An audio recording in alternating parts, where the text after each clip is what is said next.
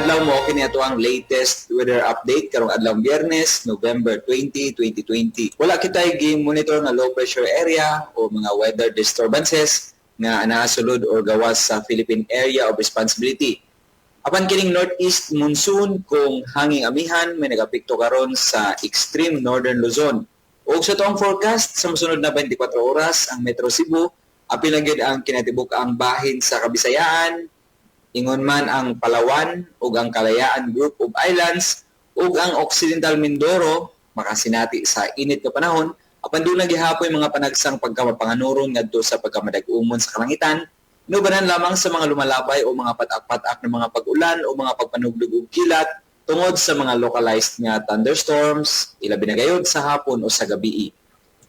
Padayong hinay ngadto sa kasarangan ng hangin nga nagahuros gikan sa mihanang silangan, may nagapasulabi sa tibuok Kabisayaan, sa probinsya sa Palawan ug sa Occidental Mindoro ug ang atuang kadagatan hinay ngadto sa kasarangan ang mga pagbalud.